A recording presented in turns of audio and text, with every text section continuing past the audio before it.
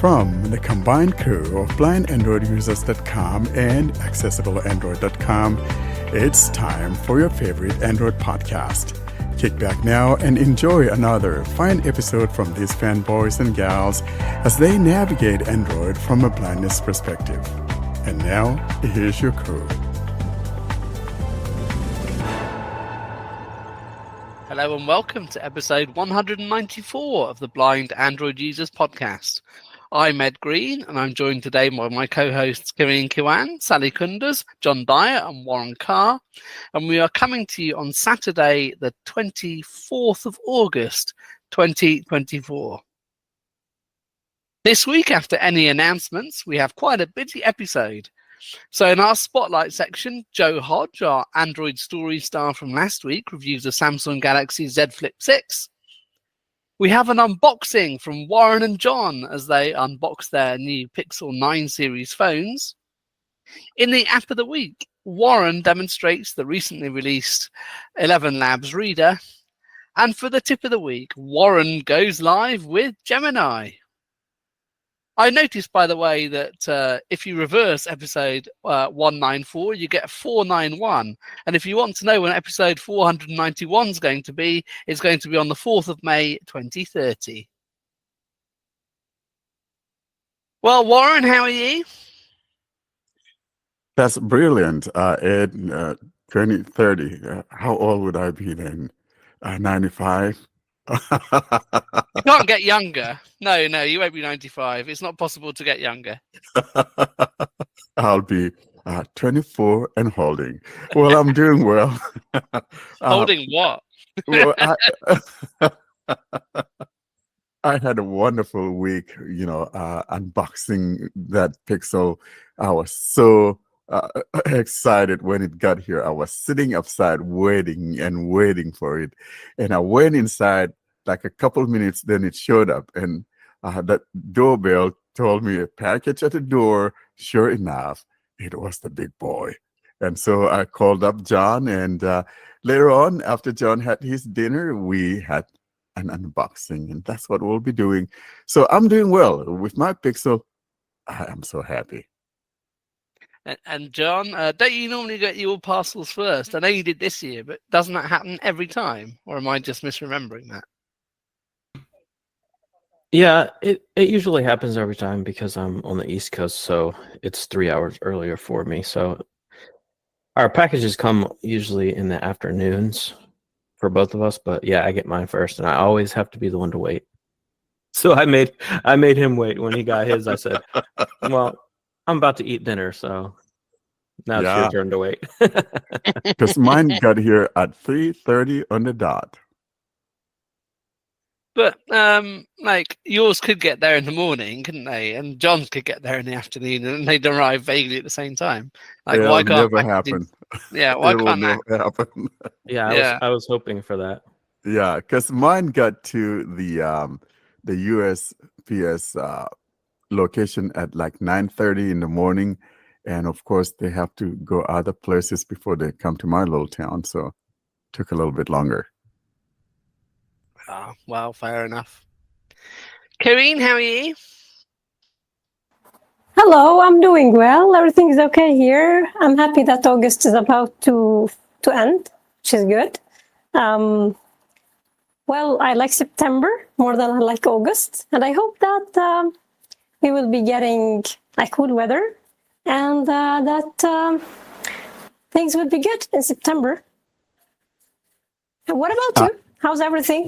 Now, hold it, Karen. Yeah. Tell me the truth.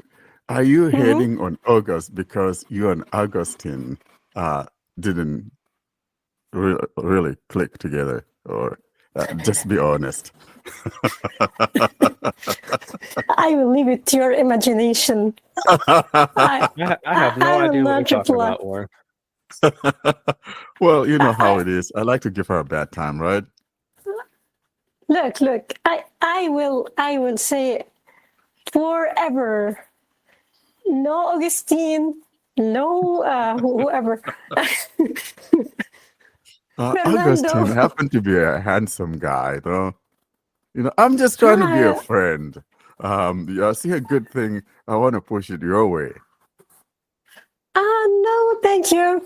You can push it to another way. Like if you want, any person could just get this handsome man. Okay. All right, Ed. She asked you as to how you're doing today. I'm well. I have a couple of weeks off, so I've had one of them, and I'm off for another week, which I'm looking forward to. We're gonna go away, not very far, but down to the coast for a few days. Little daughter can play in the sand, so looking forward to that. Sally, how are you? Well, I'm literally frustrated. Like a couple of hours ago, United lost to Brighton, and this is not something that I was expecting anyway. But other United than losing that, is good, though. oh no way. But everything is okay over here. It's going great, and I'm handsome as always, and better than yesterday, just like Warren, my bro. Nice boy. yes. Nice boy. The delusions one can have when one's blind and can't see mirrors. Just being jealous, Ed, as always. Yeah, you're being jealous. Nothing else to say. Well, Yeah. no, I'm happy to confirm what you say is right, but that will need me to pull your cheeks. Oh no. No, not here. So that is what it would. I would need to do that in order to confirm what you say. Sally, I thought you were a fan of cheek pulling. Yeah, but I don't want my cheeks to be pulling. I'm like you. I like pulling cheeks. Oh, okay, fair enough. You don't want your own cheeks pulled. Of course. Fair enough.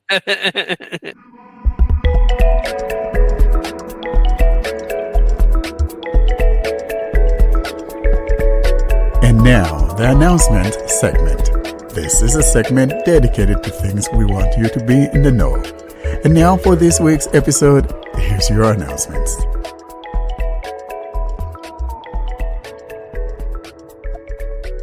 Now we turn to our announcement section. And what announcements do we have? Well, we have some wonderful winners of our last giveaway, and that's the PiccyBot app lifetime subscription. And if you happen to be a winner, you'll be getting an email from us giving you that code to redeem. And we do want to thank you guys for entering. And those of you that entered and didn't get it, we're sorry. It's just we didn't have enough, and this was randomly done. Next time, it may be you, but we do want to thank everyone for participating in this giveaway. Thank you so much. And just another save the date in 6 weeks' time. That's to say the 5th of October will be our 200th episode. Do join us for that. Big milestone. We had a lot of people at our last one, so do try and make it. And it is obviously 9 Pacific, noon EST, and 5 p.m. British summertime.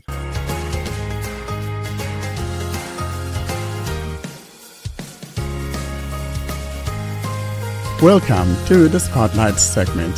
This is a segment dedicated to interviews with developers or interesting happenings in the world of Android. And now for this week's episode, here's your Spotlight. Now we turn to our Spotlight section, and Joe Hodge joins us to review the Samsung Galaxy Z Flip 6. Hi, Joe Hodge here. I want to quickly do a unboxing / review of the Galaxy Flip 6. So, this phone is, I think, the flip phone that I've waited to have over time.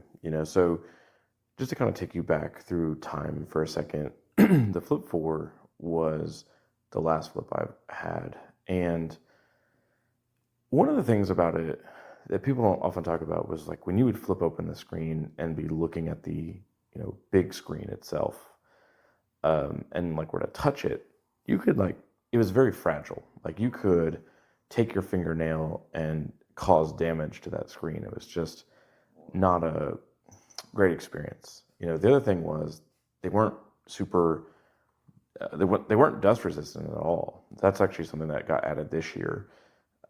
They were a little bit, they did have some IP resistance for water. I don't remember the level, but like you didn't want to get them you didn't want to obviously dunk them in a tub or anything. I think water resistance is really high now. And also, like I said, they just added dust resistance. So those were two things that I saw that kind of sparked my interest off the bat. I grew up on a farm, so I go home once in a while to visit my family. And, one trade-off with the Flip is I didn't really want to take it there because, it could damage the phone, right? So I saw the Flip 6 with that issue. The other thing that they added that I think is a big thing is they added the vapor chamber for cool down for the phone, much like they did the S24 series. And so I think what you're actually getting with the Flip for the first time ever is a true flagship status phone, as Flossie Carter would say. So the battery life is really good. That was always a compromise on Flips in the past. It just feels like a real flagship phone. I've had a lot of flagships over the years, and this is the first time having this phone. It doesn't have any compromises. The camera is good. So I'm gonna start off so the box. I already unboxed it, but the box was just a normal kind of your typical Samsung box. Just had the tabs you pull, and then the phone is open inside the box. In the lid of the box is the getting started guide, the SIM ejection tool, and the cable. As far as the phone, how it looks, so unfolded, you have the volume rocker on the top right, then the power button with the fingerprint sensor embedded below that. Then you have a mic, I think on the right hand side, there's a little hole here. On the bottom, you have the speaker, USB-C, and a mic. And on the left, you have a little window that is for, I think, UW 5G, the ultra wideband. And then there is a SIM slot above that, and then a microphone above that. So this is, so a lot of times, so I'm going to start with the really big positives, I think. A lot of times I know I've kind of been away from the whole just Android discussion list and stuff, but one of the criticisms that I have, and I know that a lot of people have for Samsung, is the differing talkbacks. But I will say there is one positive, I think, to that when I think they actually do it. And that is, I think that they sometimes do make some adjustments to TalkBack on Samsung devices. It's not very frequent, but I do think they do it. And I think they could still do better. But that being said, one thing I was talking to John about that I did notice that I don't think was possible in the Flip 5, listening to John's review, and then definitely wasn't possible in the 4 that I had. And that is, so on the cover screen now, where the flex window is, Samsung calls it, you can do the TalkBack menu. So I can literally adjust TalkBack settings on the fly on the outside.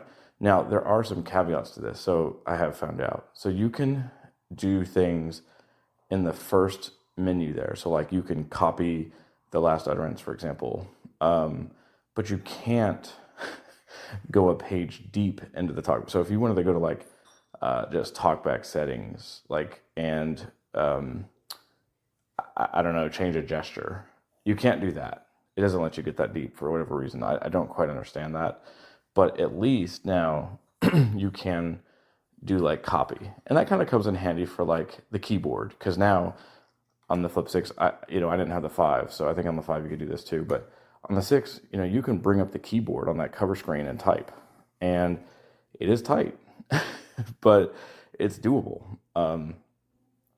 So let's talk about on the cover screen. There is a few changes from the 4 that I saw that I'm not super excited about. So one change is, so on the 4 that you had when you were on the cover screen, you literally would just do a two finger swipe from right to left, and you would go through pages. So, and you could control and kind of determine what you wanted your widgets to be. So, for example, like I had a weather widget, I had the timer widget, I had a direct dial widget where I could, just dial like 3 contacts. That's all changed, and it changed with the 5, but I just didn't know because I didn't have that phone. But one thing that kind of happens to me is so they combine widgets. So on one of my pages, for example, the top left is weather, the bottom left is the timer, the top right is direct dial. Most of these are labeled. However, like direct dial is not. For some reason, it just says button, button, button. However, one of the exciting things for me is text sort of icon discovery is working. So, like for example, it's not great, but it does enough to where it clues me in. So if I'm on the direct dial widget on the top right, and I swipe from button to button, it'll say button A. Okay, so I know A is my wife Abby. And if I move to the right, it says button P. That's my friend Phil. And then my friend Steve, for whatever reason, it doesn't say S. It's just a button. So that's a little annoying, but it's doable. Like I said, I think the cover screen is still quirky, but like they are improving it over time to where it's like, I think if you love this stuff and you love to like, sort of muck around with things, like I think that you can do well. The final thing I'll mention is like because of some of these new Android requirements, John showed off using Ruthless, and that is not working now. It's weird because it's a long story, but basically, I pre-ordered the phone, and then I found a better deal like through Samsung like 2 weeks later. So it was like a whole thing. But on the first device, like I got it working, but on this one, it's just not letting me do it. So I don't know what happened or what I've done or why why it's different, but whatever. So I haven't tried a launcher, but I have used the Samsung through Goodlock, the Navistar iHeart foldable extension. And it used to be on the 4 limited to 5 apps. Now you can get 3 rows of apps in. So it's 3 rows of 4. I don't think that's customizable. So you do still hear button, button, button mostly. But there are like, if, for example, and I don't know why it's doing this, but like it on the icon for YouTube, it says play. So there are like clues, like if you know like where your apps are, you can, I think, pretty much find them now. I would still recommend maybe installing like Nova or something like that, like John showed. If you were nervous about this kind of thing, or you just don't like unlabeled buttons, because sadly what John showed with labeling buttons still is the case. Like if you try to label one of those buttons, it makes it so that every one of them is the thing that you named it, so it doesn't really work. I will say, coming from the 4 to like as far as using the apps on the on the outside screen, it's a better experience. I think having the little extra space makes a big difference to me. I think apps are for the most part cleaner. They seem to kind of work better. I don't know how TalkBack is doing this as far as like there is some optimization there. For example, so I saw a Motorola phone, and to be fair, I did not have tons of time with it. It was a Razr. I saw it at a store, and on their cover screen, TalkBack does not let you do the talkback menu. That's why I think Samsung has done something to allow overlay options on that screen, possibly. I don't know that for sure. I'm just guessing, because that should work on the Motorola. Although it's just different UIs and stuff. But anyway, regardless, I just think Samsung has done something there. But the other thing that was kind of interesting in comparing the Razr versus the Samsung is basic things like the music player. On the Motorola, when I had media playing, it would just say button, button, button for play, fast forward, rewind. On Samsung, and that's labeled. So little things like that made me choose the Samsung. Tech reviewers are kind of saying, and I'll end with this because I do think this is true. Tech reviewers are saying like this is not a very exciting upgrade. And I think that's true if you're going year to year to year. Like, if John still had his Flip and was going to upgrade, unless Samsung gave him a great deal, which they do typically do, there would be no point to upgrade, I don't think. But I think if you're coming from like a 4 or 3 or never even had a Flip before, I think this is the year where flippables sort of become better. I don't think they're as fragile as they once were. Like this inside glass that is in front of me right now, if I start poking at it, it's not going to break. It's very strong. I'm not saying you still won't possibly have a screen issue or any of these things that have sort of plagued foldables over the years, but I do think that your mileage is going to be far better on like a Flip 6 than it would have been on a Flip 4 or Flip 3 or even the 5, just because of some of these changes. So I'm very happy with it, like overall, just because of the way that it is, working, and the way that the changes that they've made have been, for me, amazing. And I'm going to just talk about one use case for me that I love the foldables for, like the flippables for. So when you have it closed, the camera, like the main camera, basically is facing you, okay? So you'll feel the lenses of the camera. So what I do is on that cover screen, I have Ira, Be My Eyes, a few of the Lookout. I have a few of the apps for blindness on there. And like if we go to the mall, or I'm going to the gym these days, and one of the things that's so amazing to me is that I can hold the phone in my hand and it feels like, folded closed. It's so tiny. It reminds me, if you're older, you'll know what I mean. It reminds me of I guess maybe younger folks may know what this is, but I doubt it. It reminds me of like just a Polaroid camera that you could go into like CVS and buy, like a handheld, and that you would just throw away, like one of those old throwaway cameras, and with the button on the side. And that's what it reminds me of when I'm holding it. It's very, people kind of say it feels like a brick, but I love the feel of it. I think it's got I love the aluminum build. I love the thickness to it. It's got a little heft.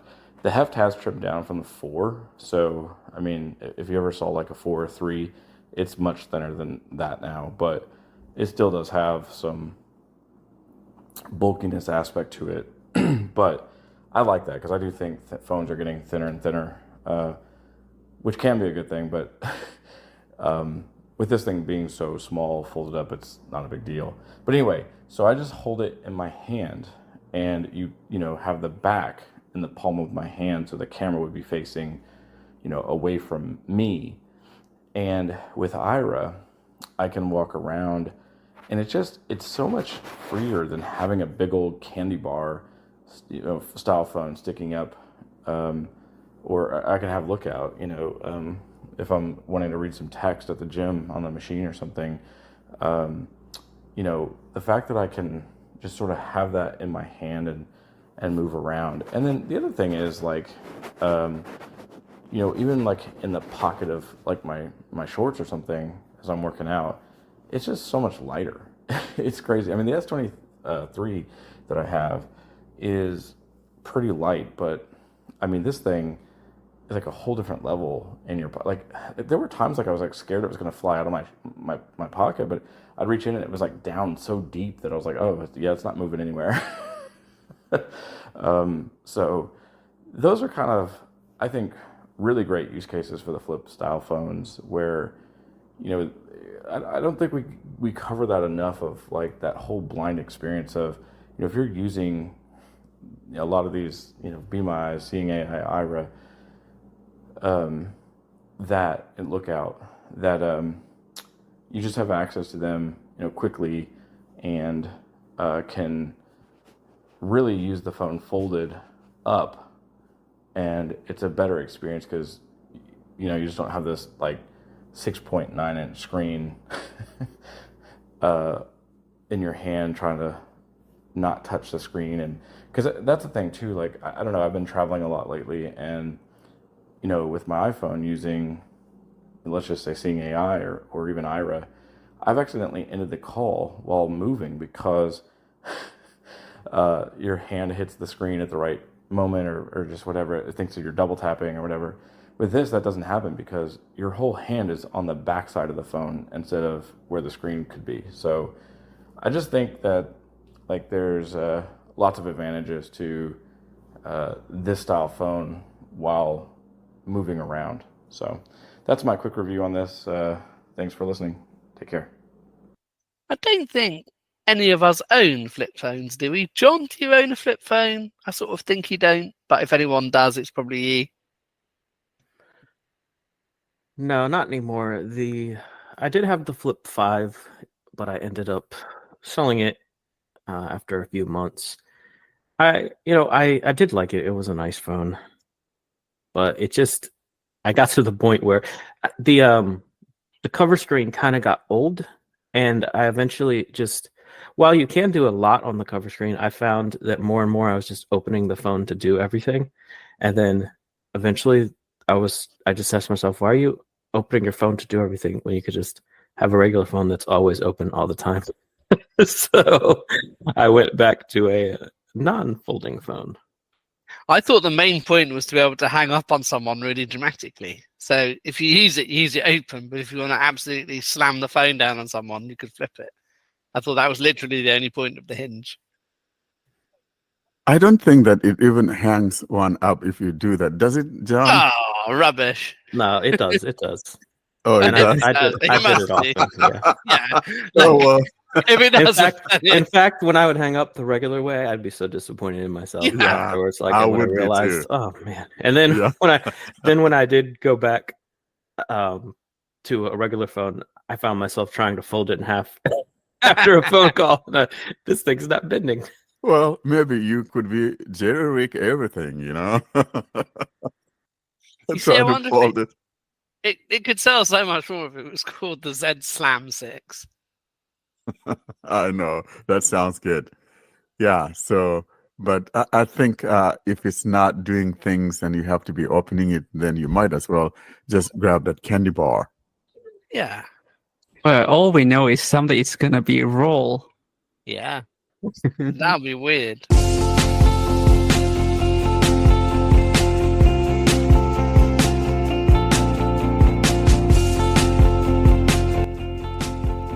And now, the unboxing segment.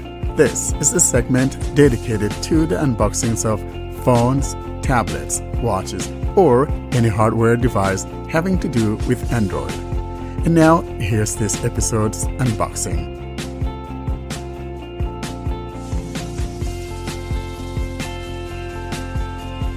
And now we move on to our unboxing, and it is the annual unboxing where John and Warren unbox their Pixel series phones, but they've gone different this year. They haven't gone the same, as they will tell you. Welcome to a dual unboxing of the Pixel 9 series. John and I are so delighted to be doing this again. It's an annual thing that we look forward to. And to be honest, I'm always excited to be doing this with you, John. Welcome to our ritual, the annual ritual. Yeah, I'm glad to be here. I'm always excited to get a new device, and it's extra exciting to be able to open it with you. You know, the only fault with all of this is that I haven't been faithful. I should be getting a Galaxy when you get yours, and then the picture would be complete. Yeah, you're not holding up your end of the deal. I haven't been, so I'm a knuckleheaded one. But guys, welcome to the dual unboxing of the Pixel 9 series. The thing that excites me about all of this is, John, unlike last year or last couple of years, we both got identical stuff. This year, however, we have both of them. At least we have the ones that matter. We don't have the Fold Pro, but we do have the Pixel XL Pro and the regular Pixel 9. And so this is very good, and we'll be comparing the two. Yeah, John, these are the two that came out today. The other two, the Fold and the smaller version of the Pro, don't come out for, is it another week or two? They don't come out till September 3rd or 4th, I think. Yeah, somewhere in there. And so kind of early birds, and we got this, and so we'll be opening that and talking about it and what we like about it and maybe what we don't like about it. You know, as my ritual first, though, John, I always get that case. I'm not sure you're not the case kind of guy, are you? I did order a case, but I have not. It's supposed to be here tomorrow, so I don't have it. Bad boy. So see, but I'm not like you. I don't need a case to. I feel like you take the phone directly out of its box and put it in its case. Exactly. You know, if it weren't for the unboxing, you would go right into the case. Exactly. So what I've got is that I'm gonna take out my case out of the box.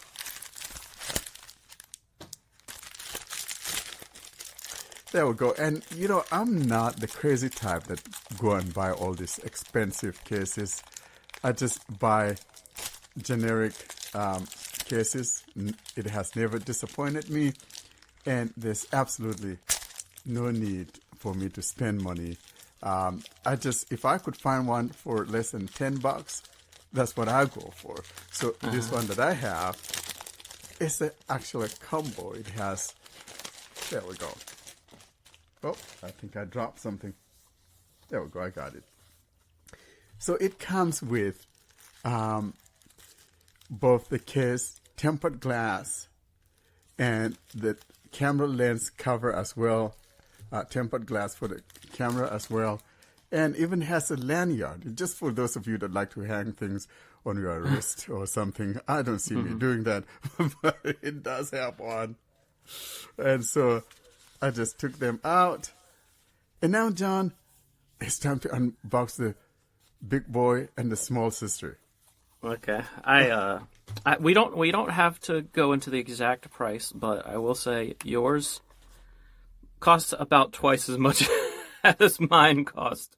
Mine is just the 128 gigabyte version of the regular Pixel 9, and yours is the 1 terabyte, like you said, big boy version of the Pixel 9 Pro XL.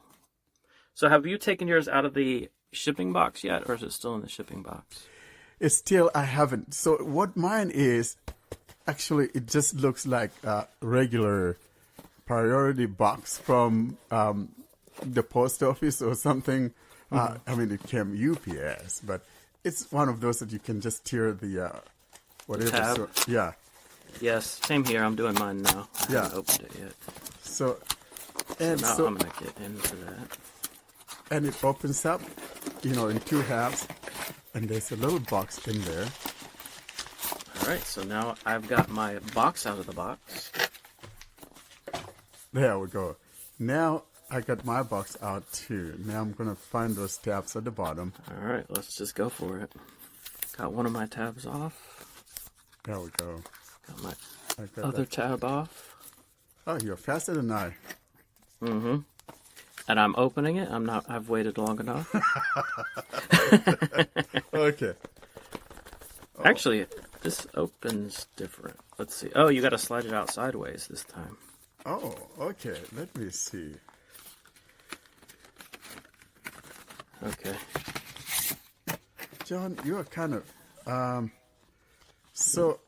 oh, I see. Yeah, you have to slide. It has So I need There's a covering around it. yeah, there's a covering around it. All right, so I've got mine open, but I'll wait. But mine is not Oh, wait, coming wait. out. Is it sticky something somewhere? Did you What? pull both tabs off? Yeah, I pull both of them out, and I can get my finger in between the thing that is, that thing. That, Push the whole box out of one side. there we go. It is in so tight. Yeah. There we go. And then I got the box. So where's the opening? I just lift it. Oh, there we go. Yep. There. And of course, the first thing though, John, that we're seeing here. Ooh, that camera bump. Camera. Mm-hmm.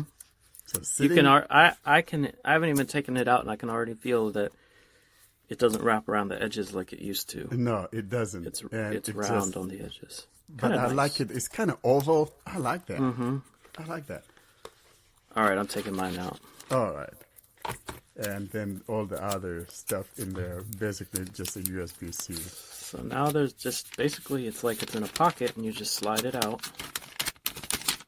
So I'm gonna take it out of the little. All right, I'm envelope. holding mine, and I like it. It's nice. It is You a know little what? It feels iPhone-ish. like, I'm not. Yes. I'm not gonna lie, but it's nice. It's not. So my the edges goodness. are flat, but they're still round. A little round. Like it's not sharp corners. You know what I mean? That's right. That's right. The edges are round. Oh my gosh. It feels like I'm holding a Fruitvale device in my hand. This is. I don't know if it's coming through on the recording, but this is how clicky the buttons are. The buttons, course, this is the a buttons are Pixel, so flatter. the- Yeah, they're flatter than the, Yeah. say Pixel They're 8 almost or flush, whatever. yeah. Yeah. This is Of course, that won't nice. matter with the case. Oh my gosh. This is absolutely gorgeous. Of course, you would Now, say. I That. want a belly acre like no, I'm Ed. Yeah, no, I've loved Pixel hardware for a few years now, Oh my goodness. and this is no exception. Excellent. This is I'm taking out my Pixel 8 right now out of its case so I can compare. Oh. I've already factory reset this thing to be traded in. wow. Okay, I'm going to compare size now. Pixel 8 to Pixel 9. The Pixel 9 is a little bigger. It's a little wider and it's a little taller. I think the screen is a little bigger too, so that's why. Okay. And it's about the same thickness. So yeah, if you have a Pixel 8, this is basically the same size. It's a little tiny bit bigger. So what I'm going to do is I'm going to get my Pixel 8 Pro. I just took it off from the power. I'm going to take it out of the case and compare. There we go. So let me ask you the texture of yours, because I think it's backwards of what mine is. Mine has a glossy finish on the back, and the sides have like a matte finish to them. Is yours the reverse? Is the back of yours kind of a matte, more slick feeling on the back? Yeah, more And then more glossy on the sides. Because it's both the, I think they're both glass Victus 2 on both front and front, so it feels very smooth. But oh boy, John, what a difference! So I'm comparing it to, my How's Pix- the size? Yeah, that's Is what it I'm the trying same to size? compare the sizes. I'm putting them face to face. Let's see. So the oh my gosh, they're kind of almost the same though. I want to say that this is funny. It feels like the 8. This is hard. It's It- close, right? Yeah, Too close very to call. close, but it feels to me more like the 8 is a little, like maybe about. It's Maybe, hard to tell because their shape's different, right? yes, the It's more shape. rounded on the edges. Exactly. On the 8, yeah. Mm-hmm. And it's like maybe the 8 is a little bit, maybe like a quarter of an inch. I don't know, taller. The width, however, they kind of feel like the same to me, or maybe the 8 is maybe an eighth of. I don't know, John. I think this is very hard to. Oh my Yeah, gosh. so if you've ever used an 8 Pro, it's going to feel very similar in size. They feel so similar to me. I'm having difficulty finding out which one is bigger. So All right, so just to describe the devices, I'm sure it's go ahead and describe it, John. similar on yours. So Pixels have always had the power button on the top on the right side, and then below that are the volume keys. Across the top, there seems to be, well, the usual, although it's hard to feel. I think I feel a microphone up there. There has to be. Now, the SIM slot is usually along the left side, right? But I'm not feeling anything. I think it's at the bottom this time. Yeah, it feels like it might be on the right side of the bottom on my device. It is on the right side where the speaker grill used to be. Yeah, the mic, where the Yeah, speaker used to the be. SIM Because now the card- speaker's on the other side. Yeah, definitely the SIM left card side. is on the right side of the USB-C on the right edge there. So it's that's a where little they different. usually are on Samsung phones. The cool thing that I realized when I was looking for cases on Amazon, I was a little confused at first, but what I realized is that whether you're getting a case for the Pixel 9 or the Pixel 9 Pro, they are the same case. So these phones are literally the same exact dimensions. They have microphones in the same spots, buttons in the same spots. They're literally physically identical to each other to the point where there's just one case that you buy for either model. So I thought that was cool. Yes, exactly. So Yeah. what that means is that if you are going to buy a case, you're not going to be just say Pixel 9 or Pixel 9 Pro, and either one that you get, it'll be fitting the other one. So unless, of course, you have the XL, then you specifically be looking for the XL. But if not, just put in Pixel 9 or Pixel 9 Pro, and it'll just be the same thing for your regular Pixel 9. I guess the only physical difference between these phones is that there's a third camera on the Pro, right? So, and because of how the case works, the whole camera bar is cut out. It doesn't matter how many cameras are there because the whole camera bar is an opening for the case. So that's why they can use the same case even though they have a different camera setup. Great. So I got my case. It's kind of like a light, I think it's hazel. It almost looks, I don't know, it's like a light green. It's kind of funny looking case, but I like it because the sides are a little bit grippy, so it's not going to be falling off my hands. It's textured, so I like that. So I got mine in the case, John, and shall we turn them on? That's what we always do, right? Sure, let's turn them on. I'm pressing mine. I'm pressing mine too. I hope I have power in there. Yeah, I Got a felt the vibration? vibration. Yeah.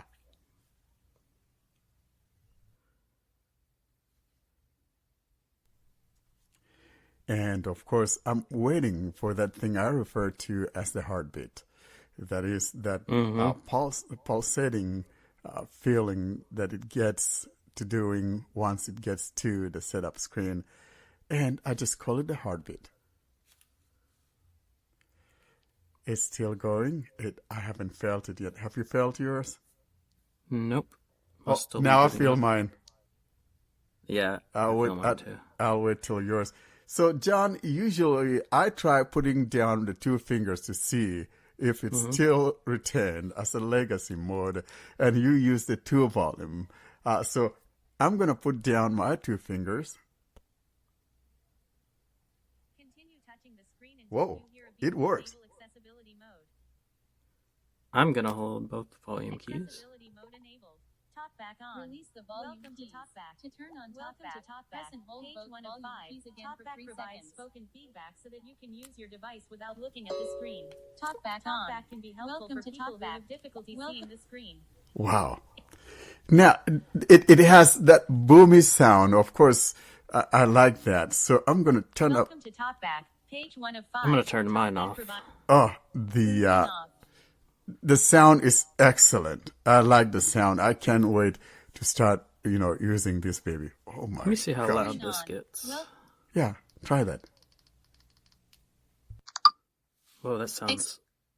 Let's see if there's any distortion. Welcome to Talkback, page 1 of 5. Talkback provides spoken feedback so that you can use your device without looking at the.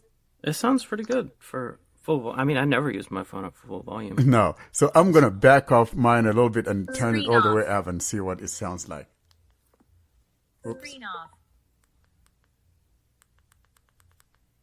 Welcome to Talkback. Accessibility volume set to 100%.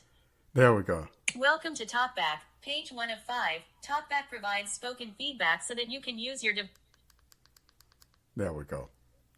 One thing that we confirm is that these things, whether you're using the legacy mode of putting your 2 fingers down, it will enable accessibility, or holding down the two volume keys will enable accessibility. And again, it has that boxy feeling of the Fruitvale. And usually, I don't know if I like it or not. I've always not been a fan of a boxy feeling. But now that a Pixel is shaped that way, you will be. I have You'll to. come around. I have to. John, you got me on that. I've never argued since the Pixel 6 series. Exactly. Google's done great with the hardware. I've never This is beautiful. had a problem with it. Yeah, Absolutely. and it just keeps beautiful getting phone. better every year. These screens are supposed to be brighter. We'll find out if the speakers are better. The fingerprint sensor is definitely supposed to be better. I've already seen a bunch of reviews talking about that, because now they're finally using the ultrasonic instead of the optical fingerprint sensor, so it should work a lot better. I'm excited about what we have. And my case is shaped just like the phone too, so it feels the same way. Has that little boxy feeling to it, and then rounded corners. It's just beautiful. Welcome to Talkback. Ooh, I've seen. Oh, so I just touched the screen and it came on, because I think that the always on display is on by default. Oh my gosh. All right, so guys, this is the unboxing, and John and I will take some time and do a little quick review of the phone and see what else is there. Of course, it's the Pixel, so everything the same thing. The UI is the same thing, with the exception of maybe a thing or two that has been brought to the Pixel 9, and we'll just slightly touch on that.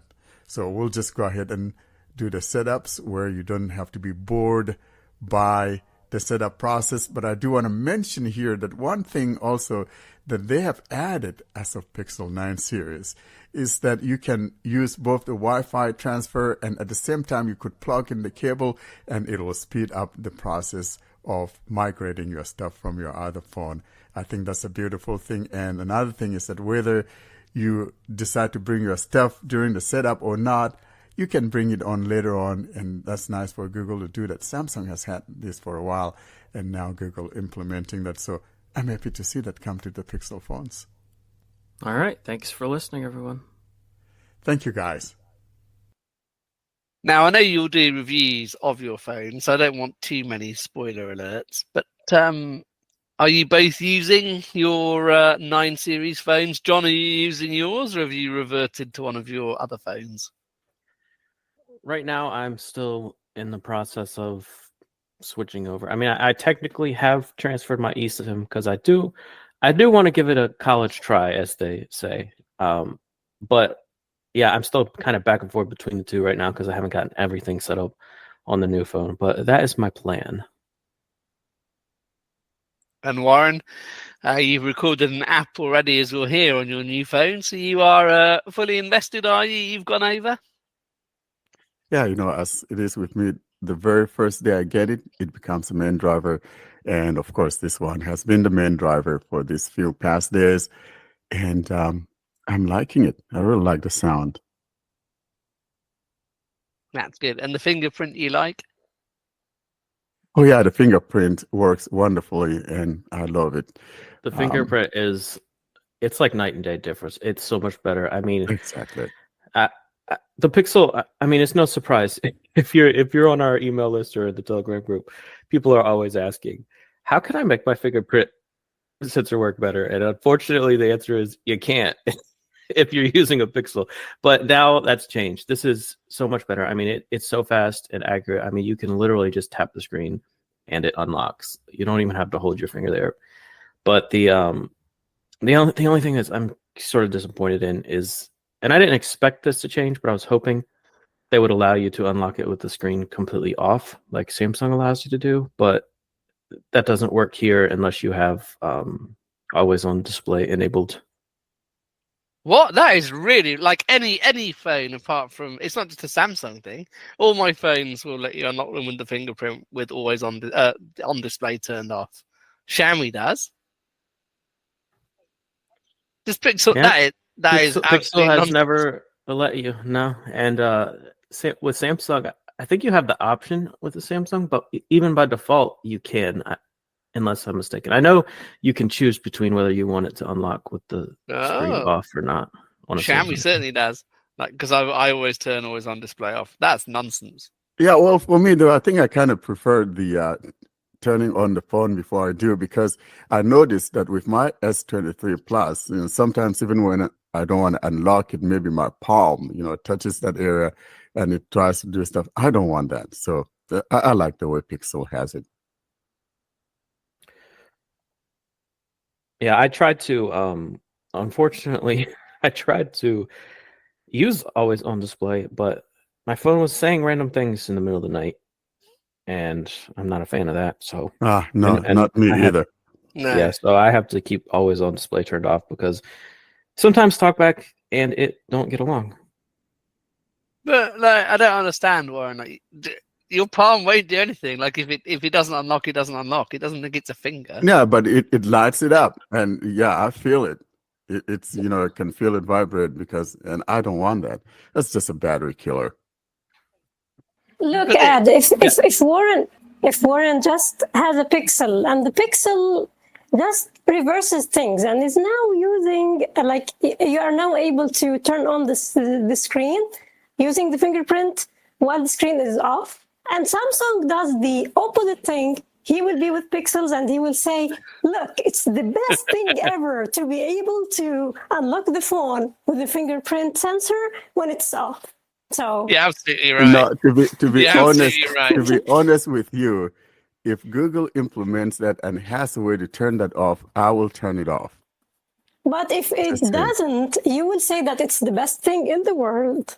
No, Right. I wouldn't say the best thing in the world because I don't like that feature. So No, I'll just you be don't stuck like it with because Google doesn't do it. When Google starts to do it, Now you I have like to pair it. you then with Augustine because I think that will. You are trying to change the topic, Well, but this no, is I'm not- because you I'm know not that I'm changing. right. I have just told you my preference. I Warren- don't want that feature.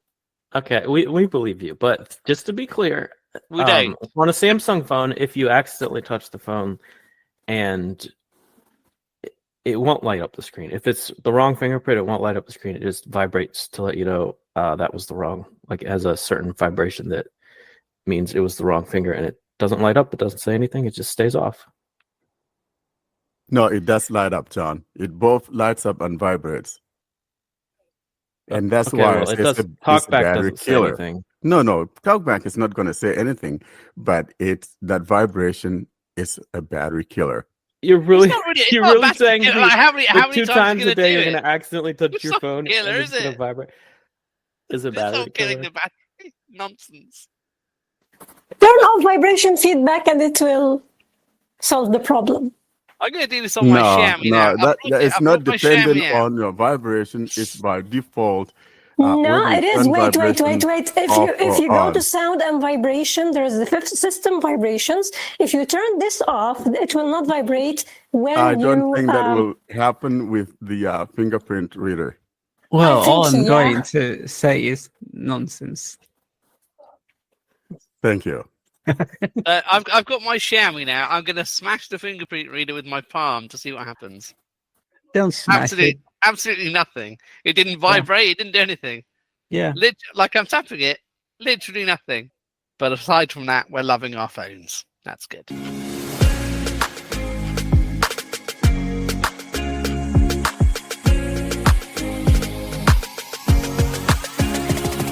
Up next is the App of the Week segment.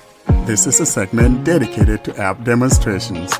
Should you have an app that you would like to demonstrate for our listeners, feel free to send us the recording of such an app demo to contact us at blindandroidusers.com. And now for this week's episode, here's your App of the Week.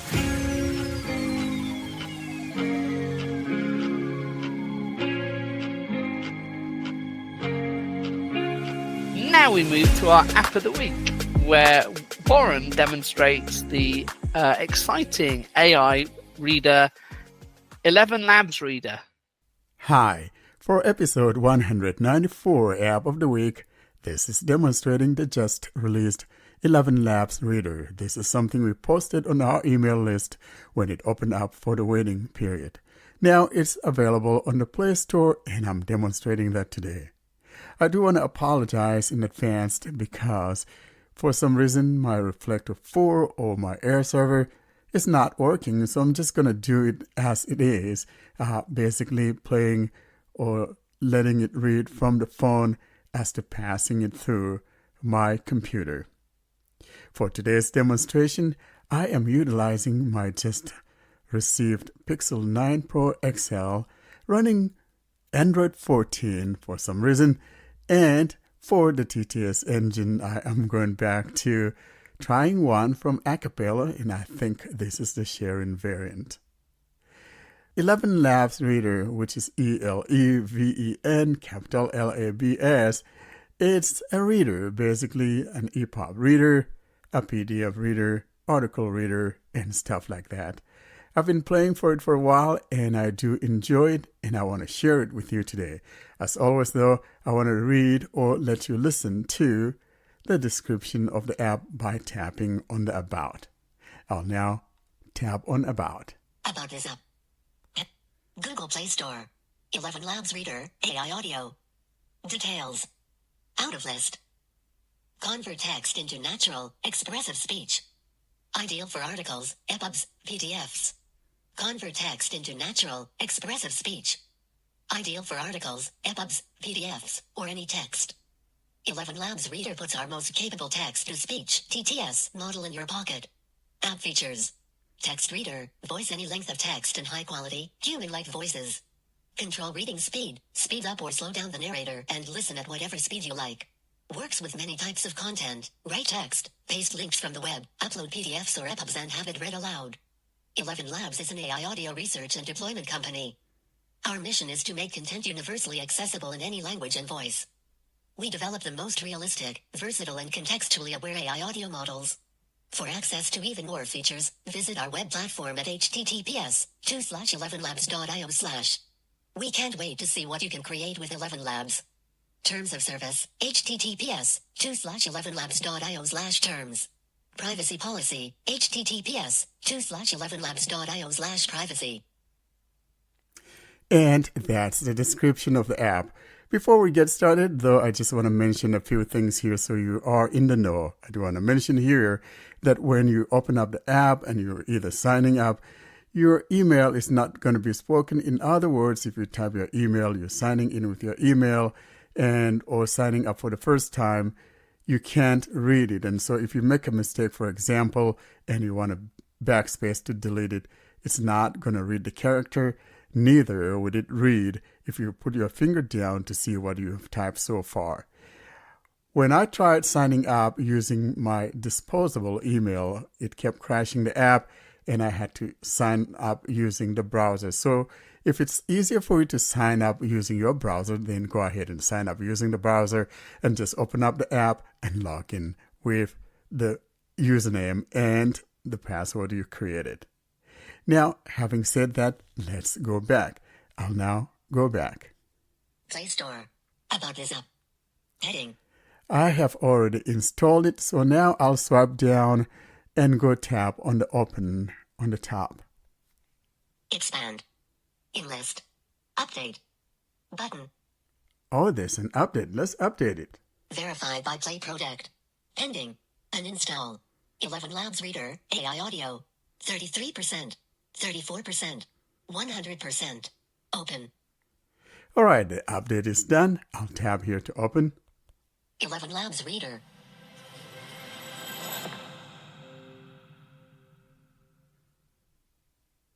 ElevenLabs. Image. We are now in the main UI of the app, and there's not much here in the way of buttons and things like that. So basically, in the middle of the phone, you'll find where it says, 11Labs. Image. and then below that, there's a non-active button that simply says Reader or something. Reader. There we go. Now the action, though, is below. We got a couple buttons at the bottom. The first one before the last one at the bottom will be the Sign in. Button. sign in if you already have an account. And if you do not have an account, then below that is Create an account. create an account. I already have an account, and these are the only buttons you find here in the main UI. I'm going to tap on sign in since I already have an account. Sign in. Button. And I tap. Sign in. Button. All right, now as I indicated earlier, when you get to the edit fields, it's not going to say edit field. It will simply say email, and it wouldn't say edit. So I'm going to find that edit field, basically the email field, tap on it, and hopefully it'll pop up my autofill, and I'll just fill in and just go on straight to signing in. Email. You heard email, and it didn't say edit. So I'll tap. Showing English, US, QWERTY. All right, I'm going to put my finger down and see if there's any autofill from my last login or from my account. Password. Sign in. For some reason, it's not showing my login information. And of course, I'm doing this on my new Pixel 9 Pro. And I believe, though, that I had enabled the autofill. So I don't know what's going on. Now, you could choose also to sign in with your Google account. Continue with Google. And that's Button. there. I'm not going to do that because I already have an account. So I'm going to pause this recording and put in my information, and I resume right back. I just finished typing in both my email and password and will now tap on Sign In. Sign in. Button. Welcome to the 11Labs Reader. In list. 5 items. So now we're on the welcome page.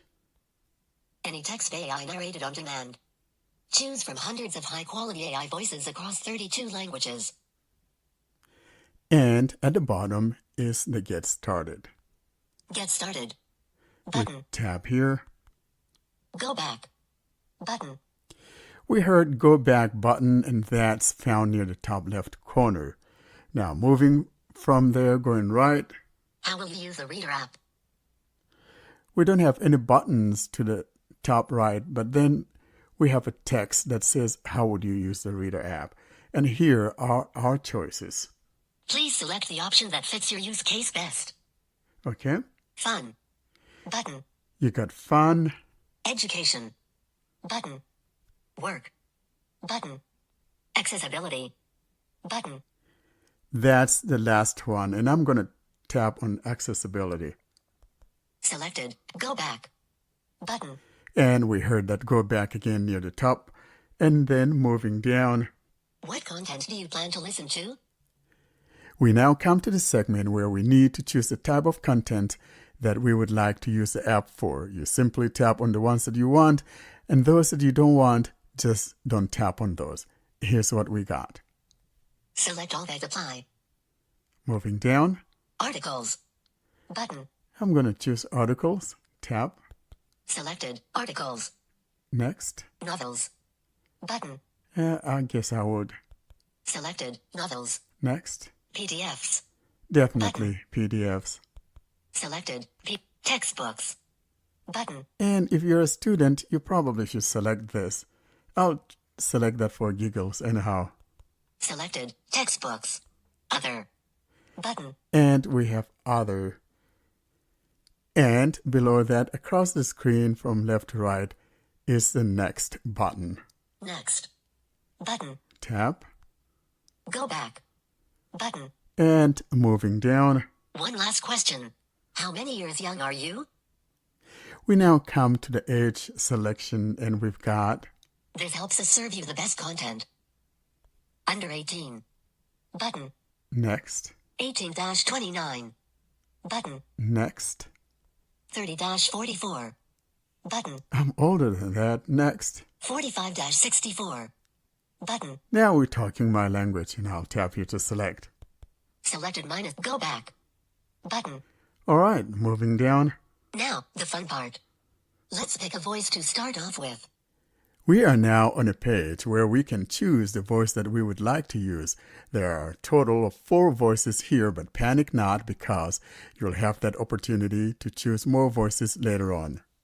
The voices are arranged in a grid, so you got 1 to the left, 1 to the right, making 4. Here's what we got, and every time you tap on a voice, then it will give you a sample of what it sounds like, and if you like that, then you tap on choose this voice or select this voice or continue. Here's what I'm talking about. Let's start with the first one on the top left here, in the middle of the phone. Brian, narration. Button. So there's In list. Brian, and it's for narration. Selected. The thing Brian, always happens narration. that you really believe in, and the belief in a thing makes it happen. And to the right of that, Lily, narration. Lily is also a narration voice. Tap. I Selected. have never Lily, been hurt narration. by anything I didn't say. Okay. Now, below Brian, George, narration. Button. God Selected. has given George. you one face, and you make yourself another. and to the right of George, Matilda, narration. Button. here is Matilda, and I'll tap. Selected. Ideas are the beginning points of all fortunes. So every time you tap on one that is selected, it becomes your default for the time being until you decide to change. I think, though, I'm going to go to the first one. I think that was Brian, or was it Ryan? That's the first one. I'll put my finger down on it. Brian, narration. Button. That's Brian. So I'll tap here to select Brian. The Selected. thing always happens that you really believe in, and the belief in a thing makes it happen. And at the bottom, across the screen, Next. Button. is Out the of list. next button. Home. Disabled. We are now in the menu eye of the app, and the first thing we heard was Home Disabled. So primarily there are 3 tabs at the bottom, and by default the home is selected, and hence the reason why is showing that the selection is the home and therefore disabled. Below that here though, you have a list of books, basically sample books that you could read. I have uploaded a book of mine there, so I'm going to go through the list of books that I have here, including the one that I have uploaded. Starting, From Heaven He Came and Sought Her. Definite Atonement and Historical. that's the one I uploaded. Moving down, The Three Musketeers. Button. that's the one that I got from some of the books that are included here. Cinderella. Button. That one you'll find right here. Goldilocks and the Three Bears. Button. That is also here by default. The Emperor's New Clothes. Button. That one is true as well. The Little Match Girl. Button. And I think that one is also here by default. Maybe I added it or I didn't. That will be your list of books. And now at the bottom, we have those 3 tabs. The first one on the left, which is selected by default, and that's the home key. Home. And Out of then list. moving to the right, the one in the middle, Voices. that is the voices. You can go in here to choose voices, and then to the right of it Account. is your account. Let's go ahead though and tap on the voices because that's important. Voices. Voices. We're now on this page of the voices, and the first thing we heard was voices. On the top left corner is the title saying voices. And then on the top right corner, we have filters. Filters. Button. That's what we have. Now, we'll come to the filters, but below the title on the top left, we've got a couple tabs. We've got home, and to the right of that is the saved tab. Here's what I'm talking about. Home. Button. There's Selected. home, and then to the right of it. Saved. Button. Now, Unselected. the saved is when you choose other additional voices, they will be stored in your saved tab, so that if you want to pick another voice that you have saved, you could tap there to pick that voice. So right now, by default, it's the home of voices. And so below that, we have Introducing our iconic voices collection. Stories, podcasts, or the news. You can't go wrong. So at the top here, we have some of the iconic voices, and below that, you'll have other voices and all of that. Here are some of the examples. Sir Laurence Olivier trademark, iconic voice. So that's Sir Lawrence. James Dean trademark, iconic voice. So in other words, if you tap on one of these, you should be able to see some of the works that were read by these iconic voices. Burt Reynolds trademark, iconic voice. That's Burt Reynolds.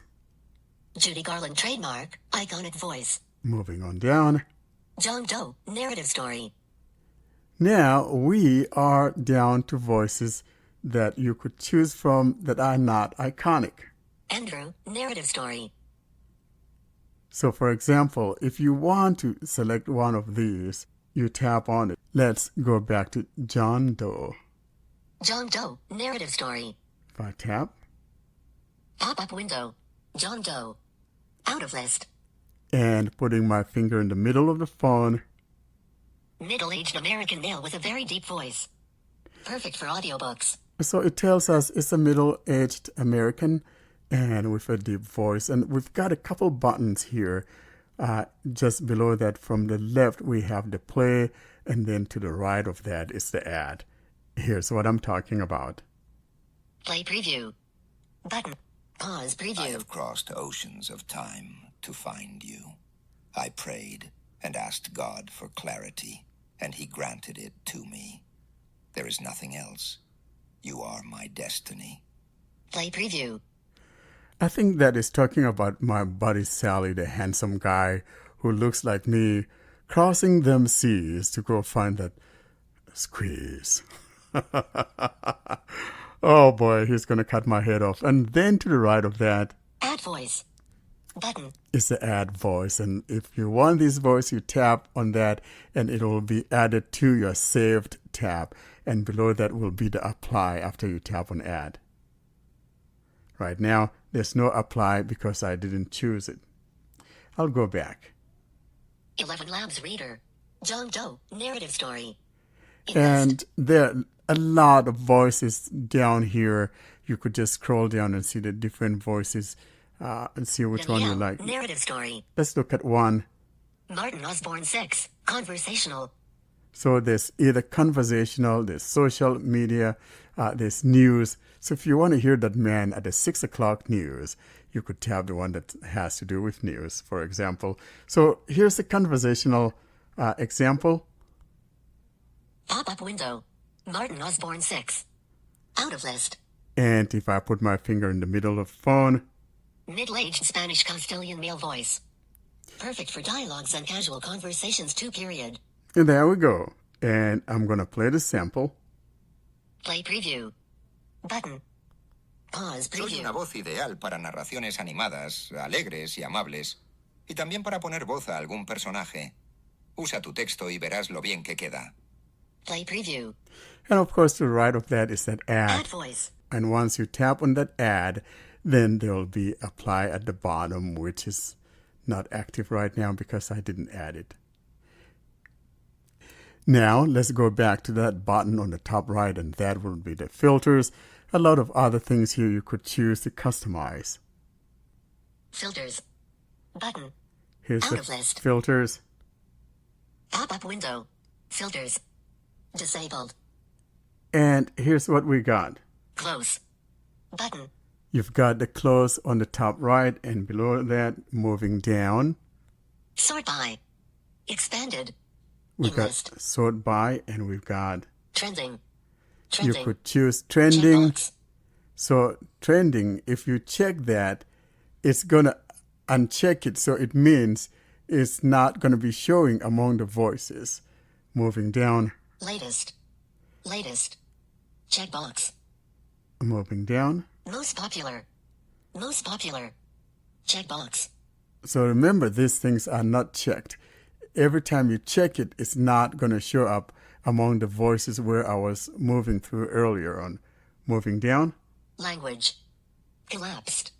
And here you could tap to see more languages. For example, if I tap, Expanded. and we got English. English. English. Checkbox. Arabic. Arabic. Checkbox. So if you tap on Arabic, it's going to exclude it from the voices. Bulgarian. Chinese. And on and Chinese. on and on it goes. Checkbox. Okay, I'm going to go back. ElevenLabs Reader. Filters. Button.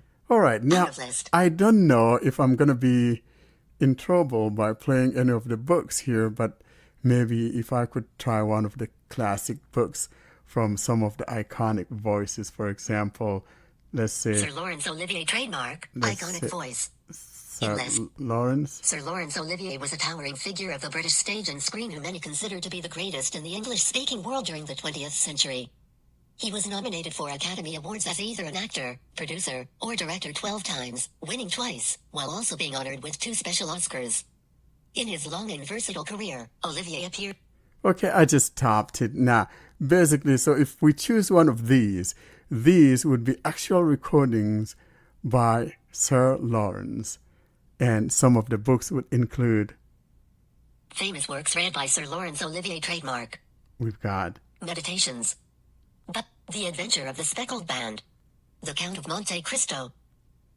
Frankenstein. Oh, I like that story. 11 Judy Garland trademark. Iconic voice. So I'm going to go back to the main UI and tap on one of the books that were included by default. Home. The Little Match Girl. Button. Let's open this one. I believe it's in the public domain. Media Control. The Little Match Girl. Hans Christian Andersen. Progress. Slider. 5%. Out of list. Now we are in this book, and here at the top we have some buttons on the very top left, and going right we've got Go back. that go back, and then moving to the right toward the corner Help form. we have help forum, and to the right of that Chapters. we have Button. chapters, and to the right of that More. is Button. the more options, or just more rather. When you tap on that more, all that you have there is delete, which means if you tap delete, it will remove it from your home screen. It's not going to delete it, but it removes it from your list of books that are in the home screen or on the home screen. And then another item there is the share, and it will tell you coming soon. So it means it's not active as of yet. Let's go tap on the chapters. Chapters. Tap Button. here. Pop-up window. Chapters. Disabled. Okay, I'm going to find chapter 1 or whatever chapter. Story. Okay, I'm going to tap on story. Media Control. The Little Match Girl. Hans Christian Andersen. ElevenLabs Reader. Chapter. Most terribly cold it was. It snowed and was nearly quite dark and evening. The last evening of the I'm year. going to double tap with In 2 this cold and fingers to stop darkness, there reading. went along the street a poor little girl, bareheaded. Okay, now at the bottom we have the playback controls. Starting from the left, we've got, Progress. 4%. 1,022 words. and below that is a slider that you can move manually if you want. Progress. Slider. 4%. And now below that we have some buttons. At the bottom of that we have a button that says Select voice. Button. voice. If you don't like the voice that was reading, you could tap here to go choose another voice. And remember, you can always add voices to your saved tab. To the right of that, Seek back. Button. that's backward. To the right, Play. Button. that's the play/pause button. To the right, Seek forward. Button. seek forward. To the right. Adjust playback speed. 1x. You could Button. tap here to adjust the playback speed. If you want it faster or slower, you could tap here to change that. That's all that we have here. Let's go back to the menu UI and then we'll close. Home. Disabled. We're back in the menu UI, and at the bottom is a long button below the 3 tabs. Click to open last played item. So if you tap there, it's going to open the last item that we were listening to. But above that, on the right is Import. Button. So if you have a book, an existing book on your device, you could tap here to go import that book. That would be the description of this area. And before I bring this to a close, my reflection on all of this is that why on earth would anyone want to pay all this money? Say, for example, you want to get the Speechify Premium that costs over $100 annual subscription when you can just use something like the ElevenLabs Reading app. Looking at that, it just makes you wonder why these things are the way they are. But again, this is a choice. One could decide, hey, I don't like the way ElevenLabs does it and I prefer the Speechify. Then one could go with that, or whatever the case may be. Or you could even go with the Eevee Reading app, which will cost you, if you select some of the Microsoft or Amazon Poly voices, and will cost you like $5 or $16 for so many characters. So to me, I think that ElevenLabs Reading app is a very good app. I hope you've enjoyed listening to this demo, and just go through and play with it. Choose the voices you want. It's a beautiful thing. Thanks for listening. We've complained about TTS engines on Android for a while. They're not being developed. We're getting fewer of them. Can the voices in things like ElevenLabs Reader eventually step up to the plate, and can they ever be TTS and engines we can expect to be ported over to be able to be used by Android and commentary? Yeah, but you shouldn't forget that the ElevenLabs voices are online. I don't think that they have any offline capability yet. So I don't think that using an online, although some people are using the Microsoft Online Voices, which is by the multi-TTS, which is not something official from Microsoft. But anyway, people are using it. But it is not until now able to be as responsive as the offline thing. And just think about it. If you lose connection, or if you're having a slow connection, you will be facing the consequence of losing the speech. So this is not something that should work. Anyway, but this doesn't mean that companies like ElevenLabs or other AI voice generation companies, or those who work on this, they may just be able to do something for offline use. The thing is, are they able to make it work well on phones that are like mid-rangers, phones that are not capable of running the AI stuff, and the neural stuff? But it is really interesting, especially the ElevenLabs thing, which is able to read in multiple languages. So you just record a sample, some sentences, and the voice is generated, and the voice is able to speak in languages that are completely different, with characters that are completely different, like the characters that we use in Arabic, like the ayn or ha or whatever. Those are not available at all in English and in Latin, like some Latin languages. And in the same time, those voices are able to read them like natives. So this is something really great. However, is it able to make the progress to be able to be used offline in TTS engines? And is it going to be responsive? What's the case? This is something very interesting. Yeah, they as you say, that they're online at the minute, but I think if this is where we are with the online ones, they must be able to do something, hopefully in the coming months or years, to port them to an offline version to at least give us some sort of option. I've got to say that there were a couple of things in the UI I would probably change. It's a small thing, but Warren, when you were demonstrating it, at the tabs at the bottom, it said Home tab disabled, didn't it? It should really have said selected, shouldn't it? I think disabled is wrong there. Yeah, well, I think the reason why it says disabled, though, in the sense that that was from the top. So it's basically indicating that what is selected is the home tab already. So you can tap on that again. Yeah, but that's what every activate it. other tab Yeah. says when it says selected. It should say selected. Yeah, you are correct. Yeah, it should say Yeah, they selected should. instead of say disabled. Yeah. Yeah, Yeah. Yeah, it's so, clear you that know, whoever designed the app Yeah. didn't actually use tabs. They just used buttons, and the button is disabled because that's the active screen.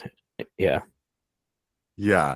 And, going back to what Karen was saying, though, really, all these, I think that the focus is not necessarily, no one thinks about using it as a system-wide thing, and they never really think about it. And I kind of wish that someone like ElevenLabs might, venture into this, space and give us some nice AI voices. I mean, they're so realistic that I'm kind of beginning to question the wisdom of, buying audiobooks. I was talking with my wife about it, and I'm like, I don't know where that places things like Audible. I mean, yeah, they do have their place, but frankly, these things just sound just as good. And I don't know, if I'm into audiobooks, I may have to think twice.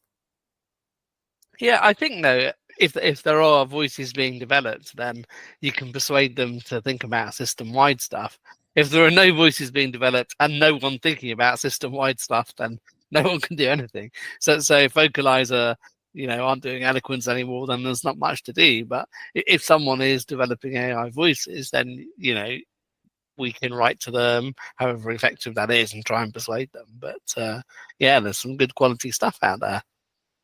The answer is Google, Google, and more Google. So Google, if you're giving us these voices, how can we find a way to just make that system-wide for TalkBack? I would love to see that happen. The other thing I would change as well, it's a minor thing, but in the when you can add more voices than the 4 it gives you at the start, and you go to your voices tab, I wouldn't call that saved. I'd call it favorites, because that's what you're really doing, isn't it? You're not saving. Exactly. It should be favorites, not It should be saved. favorites. Yeah. So, sometimes the people that write these programs, I don't want to say that they don't have common sense.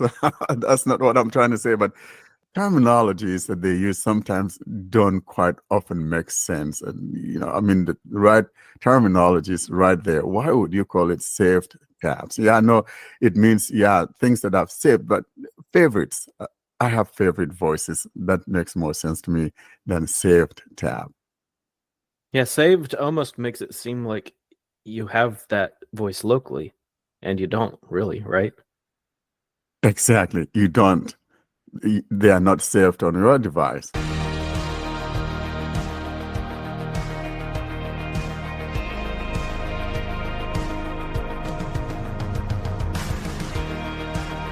Up next is the tip of the week.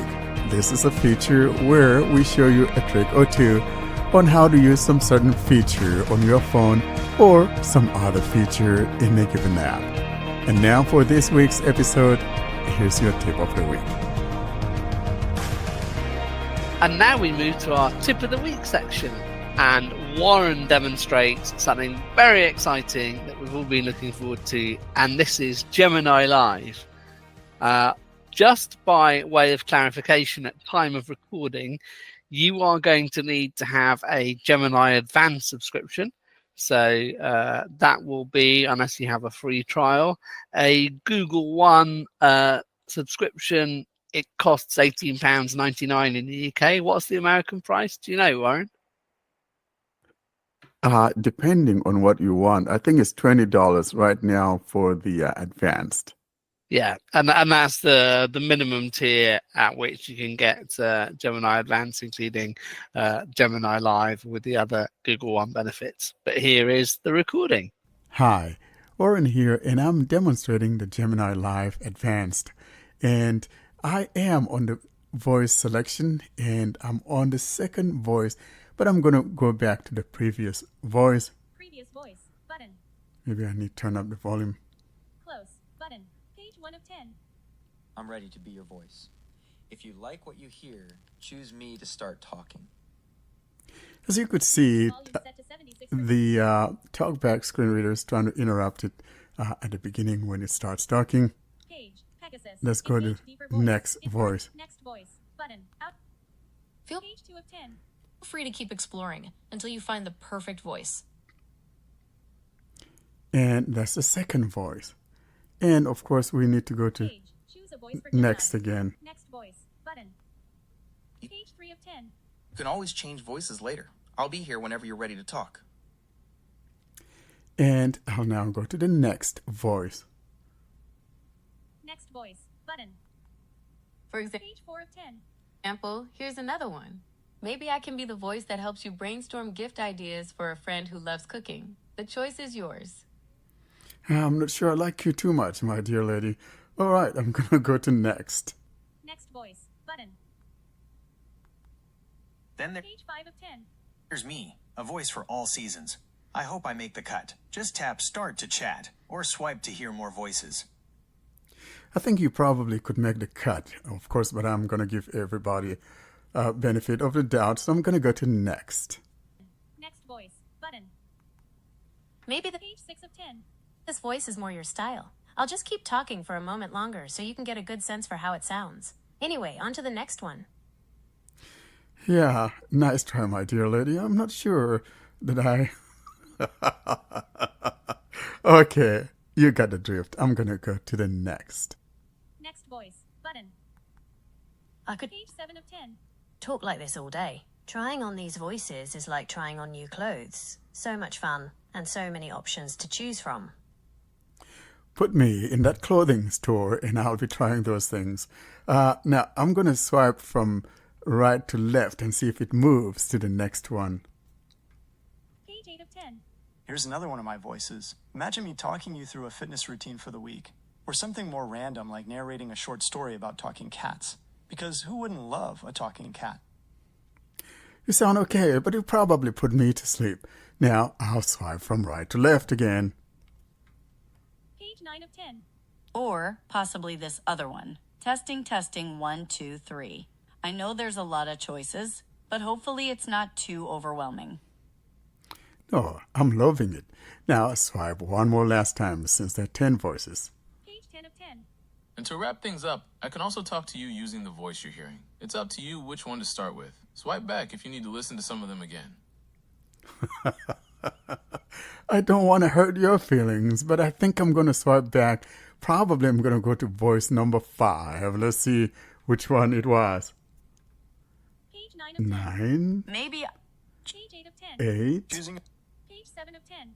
I'd be. Page 6 of 10. Maybe I'm your style. No. Page 5 of 10. It's good to meet you. Give me a chance. Or check out the other options. I think I like this voice, and I think all I need to do now is tab that choose this voice at the bottom of the screen in the middle. Choose this voice. Button. Page. Side note, since you're using a screen reader, you may want to wear headphones for this experience. I can get a little confused who's talking. Okay, I'm here whenever you're ready. Hey, so tell me a little bit about Pomeranian dogs. Pomeranians are small, fluffy dogs that are known for their big personalities. They're super playful and love to be the center of attention. Originally, they were much bigger dogs, Now, but were tell bred to me be how smaller big and these smaller things can over get. On average, Pomeranians typically weigh between 3 and 7 pounds when they're fully grown. They're usually around 6 or 7 inches tall at the shoulder. Now, there are some that might be a little bigger or smaller than that, but most fall within that range. You could probably Let's pick one of switch those on cuties up to, with one. let's say, something like the Mastiff dogs. Okay, how about a Mastiff? They're at the other end of the spectrum, Think giant, gentle giants. They're super loyal and loving. Lots of people get them because they make amazing guard dogs, but they're actually big old sweethearts. Let's see, they can get to be 2 or 3 feet tall at the shoulder and weigh anywhere from 100 to 200 pounds. Could this be used for, say, a guide dog for blind people? Well, a Mastiff would probably be too big to be a practical guide dog. They're so massive that they might have a hard time navigating narrow spaces like sidewalks and doorways. Plus, guide dogs need to be agile and able to react quickly to changes in their environment, which might be tough for a dog that size. But they could make great companions for people who are blind or have low vision. Oh, and just a reminder, I don't provide medical advice or diagnoses. You should always talk to a medical professional.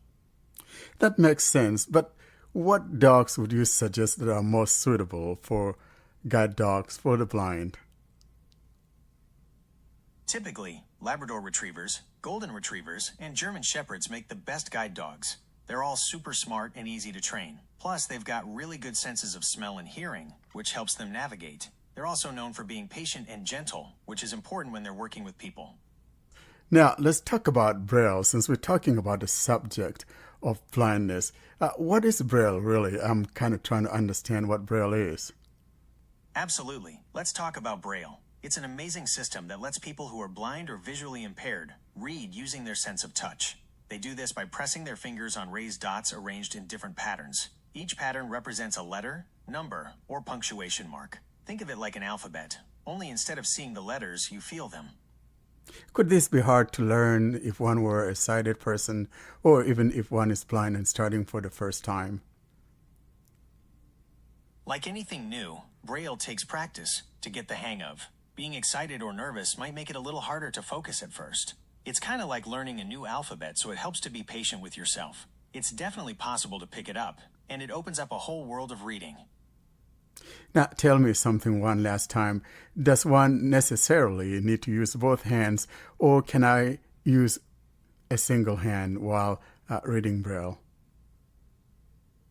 While it's common to use 2 hands when reading Braille, it's definitely possible to get by with just one. It might take a little more focus and practice, but it's doable. You could try it out and see what works best for you. Let's shift on our conversation now to EPUB readers, and it's one of the things that I'm kind of interested in. How do EPUB readers work, generally speaking? EPUBs are awesome. They're basically digital books that you can read on lots of different devices. Think of them like ebooks, but with a little more flexibility. Anyways, EPUB readers work by taking that digital book file and displaying it on your screen, whether that's on your phone, tablet, or specialized e-reader like a Kindle. Some can even read the text aloud to you and adjust things like font size and line spacing to make it easier on your eyes. Wonderful. Thank you so much. And we now want to come to the conclusion, and I'll ask you to shut the Gemini up. All right, time to wrap things up. Did you learn anything new today? I sure did. Glad you enjoyed our chat. Feel free to reach out if you have any other questions or want to learn something new. Have a good one. Bye-bye. So to confirm, you want to end your Gemini Live conversation? Yes. All right, it's been fun hanging out. Feel free to reach out again if you need anything. Have a good one. And there you have it, my little chat there with the Gemini Live conversation. I got to say, I was a bit disappointed with the Gemini Live only having one voice when it came to us in the UK. And I don't particularly use UK voices for my TTSs anyway. I've always used American eloquence, for instance. So I decided to switch over my Google Assistant voice to American English in order to be able to get the 10 voices, which you can do by going to Gemini settings, going into language, tapping on a radio button which says use assistant languages, then you're taken to the assistant settings, tap on English, assuming that's your language, and then choose US English. And then I got the 10 lovely voices. I have to say I didn't adopt the default voice that Warren did, but they've got some quite good US voices, I think. Well, I kind of find the women a little bit whiny, and girls, no offense here, but I kind of find those women voices a little too whiny for my liking.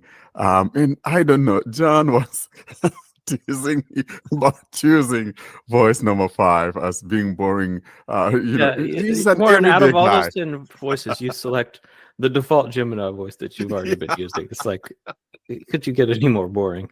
I mean, I personally like I did one of my favorites is one of the female voices. So I'm a sucker for the ladies, I guess. But Ed, so Baby. were you able to get? You have a Gemini Advanced subscription right now, or do you not? Because I'm wondering, like, can you use these voices without that subscription, or are you stuck with the boring voice that Warren picked anyway? And if you're not paying $20 a month, do you know? I think the voices only work with Gemini Live. So Yeah, the voices are only with Gemini Live. It works with regular, because when I changed my Gemini Live voice, now my regular Gemini also is that voice. So it does change my regular Gemini voice, but and I'm assuming you have to have the subscription though. I to think get the voices, in order to you are sucks. correct. You are correct. I think in order to be able to get the 10 voices, one has to have that advanced, but it shouldn't be like that though. Maybe we can try. I'm gonna sign in with blind Android users and see maybe reset one of my phones or whatever and see if I could get to other voices, but I doubt. I think it's just in the advanced that this is possible. Or else with the regular one, you may have that random one that sometimes a lady and sometimes, or most of the time, it's a guy. I was pleasantly surprised with, and people might have noticed this in your interview, not your, see, I'm saying interview, because you were talking to a real person, right? No.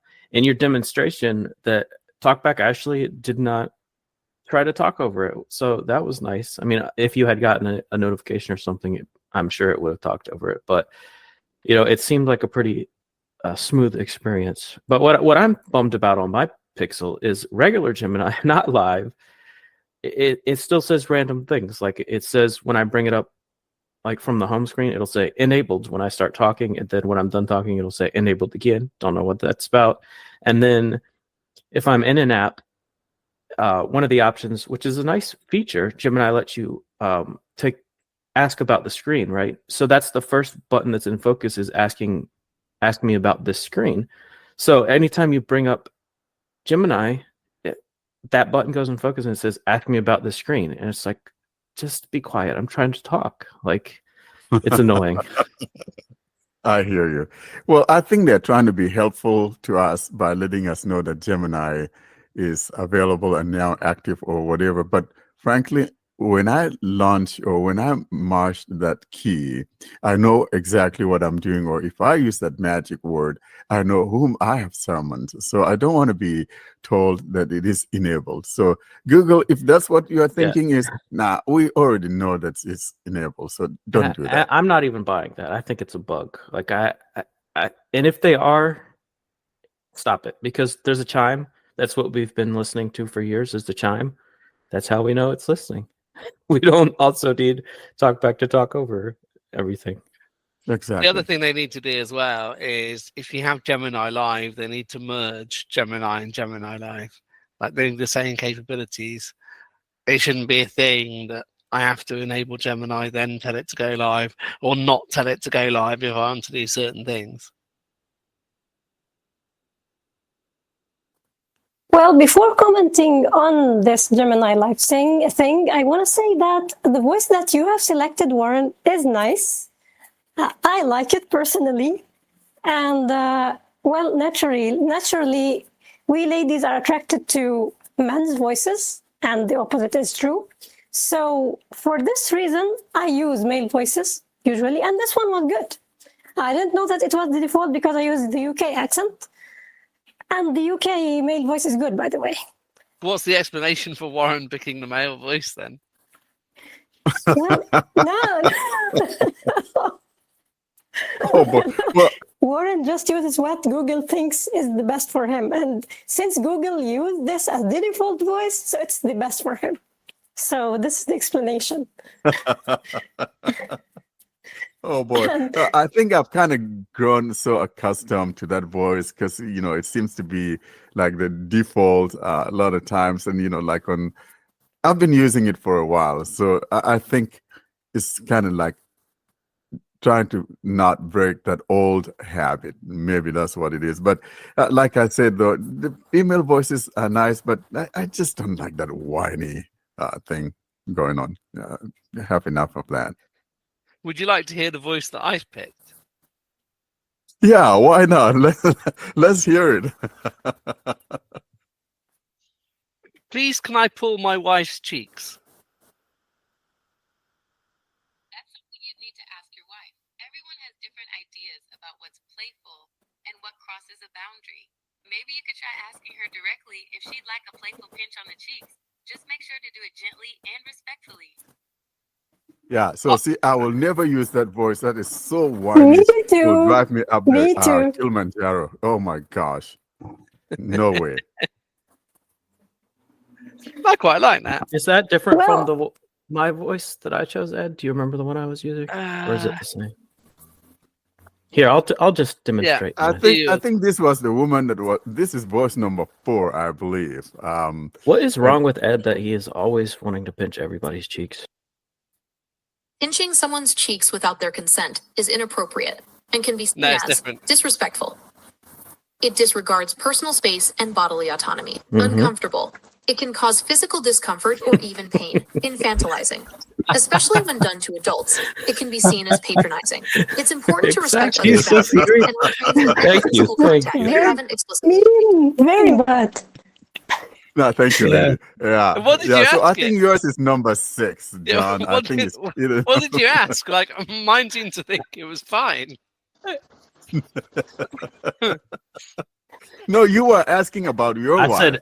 I said, what is you know, wrong with it Ed was- that he wants to pinch everybody's cheeks all the time? And she said, Yeah. I guess she Yeah, kind of that's like fair caught on that I was against it, and she wanted to be on Yeah. my team. I did notice that these Geminis, they try to please you. Like I was asking it stuff about my football team, like what the odds are that they'll win, and what their schedule is and stuff like that. And she was doing a great job, and I was like, okay, thank you. And then she goes, "You're welcome. Go Hokies." Ed, you gotta ask her what Fenerbahce can do with Mourinho. How does she see the end of this year? I should do. Yeah. I think she'll get confused. Yeah. I think that in general, I'm really liking this Gemini, but I hope that though Google might bring down the subscription cost, because I think that would be a little bit too much for people to maybe $10 a month. I don't know, or maybe an annual thing. So it's not available here in Turkey yet, but I've received kind of an offer trying it out for 1 month for free, and then $20. Yeah, I think it's a little too expensive. Yeah. I know they They probably need to put a lot of work offer in it, but I as don't not a know. bundle, because right now they're basically forcing you to have a Google One plan. So if you don't I have a already need have for the one, Google One like plan, the premium just- plan, but it's they're asking me to upgrade it. Yeah, but this $20 is the norm. In GPT, you have to pay $20. Copilot, you have to pay $20. So I think that it's okay. I mean, this is Yeah. the price actually. Okay, I wasn't aware of that. So they're being competitive here, so it makes sense. Because I have this on a free trial, and I think to charge you $20 a month, there's got to be a point, really. Like, I think there's supposed to be a time where it can see what your camera can see. And I've seen this demonstrated on a couple of YouTube videos with Be My Eyes, where someone says, "Help me hail a cab," and they will see, the camera will watch for a taxi with a light on, and then you wave it down. And that supposedly has been developed by GPT-4o and Gemini. But if all this is a more conversational assistant, then I'm not going to pay $20 a month for it. There's no point, really. I don't think it's just limited to, conversational thing. One could try other things with it, see what it does and doesn't do. Because I have this on a free trial, and I think to charge you $20 a month, there's got to be a point, really. Like, I think there's supposed to be a time where it can see what your camera can see. And I've seen this demonstrated on a couple of YouTube videos with Be My Eyes, where someone says, help me hail a cab, and they will see, the camera will watch for a taxi with a light on, and then you wave it down. And that supposedly has been developed by GPT-4o and Gemini. But if all this is a more conversational assistant, then I'm not going to pay $20 a month for it. There's no point, really. I don't think it's just limited to, conversational thing. One could try other things with it, see what it does and doesn't do. Maybe I could ask it, hey, can you read the text that is in front of me? I didn't try that. It can't. It can't. Okay. No, All but right. it's in the works. Like they say, this is coming, but the point is, it's not here yet. So when it is here, I'll pay for it.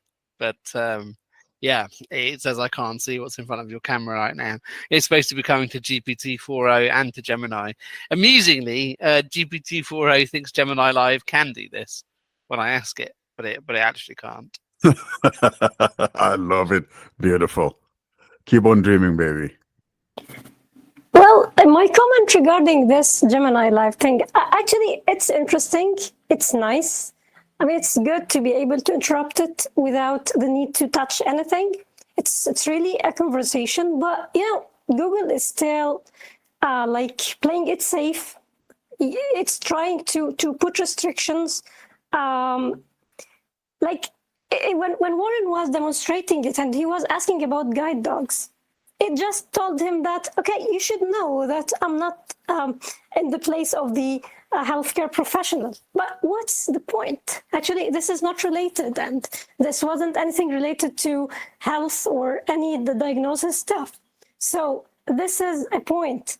Other than that, if we look at the flow of the conversation, like even when you are using GPT, the free plan, when you are using the voice thing, the conversational thing, you are getting a better conversation. Okay, ignore the fact that you need to tap interrupt if you want to interrupt it, or you just need to wait for it to finish what it's saying to just continue what you want to say.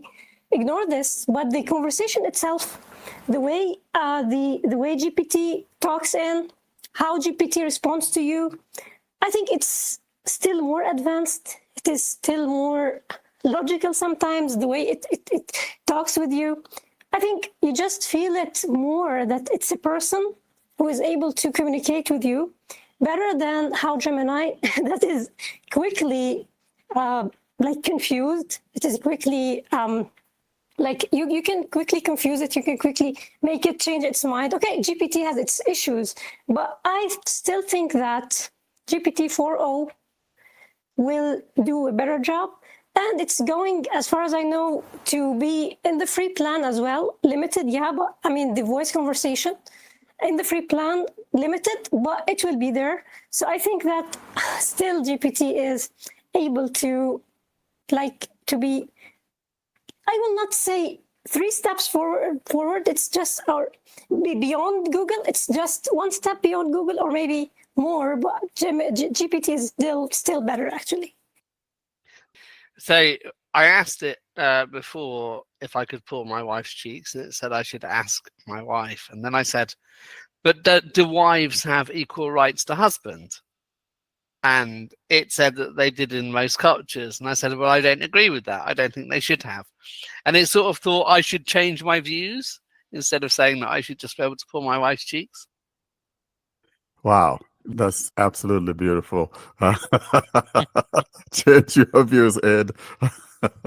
I love it. Yeah, so I actually like what it does. I like being able to interrupt it and change the subject matter if I want to.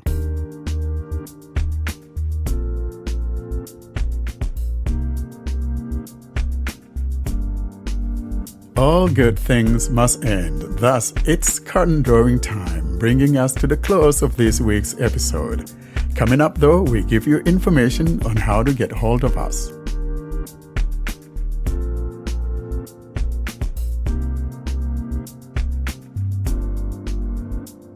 And that's it for this week, folks. John, how can people get in touch with us? To contact us, simply send an email to contactus@blindandroidusers.com. If you'd prefer, you can leave a voicemail by calling +1 307 202 9797. You can join our mailing list by sending a blank email to Blind Android Users plus subscribe @groups.io.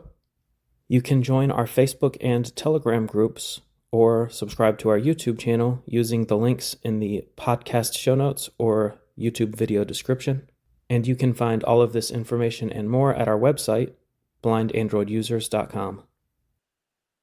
Well, we shall see you next week. Bye-bye, everybody. Let's say bye. Thank you, everyone. See you next week. Thanks for listening. Goodbye, everyone. Goodbye, everyone. Thanks for listening and have a great week.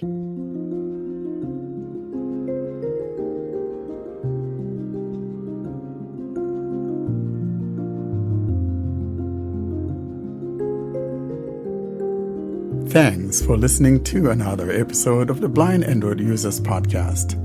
Until we see you next week, don't forget to leave us your comments and suggestions via our email contact or using any of our social media sites. Have a great week.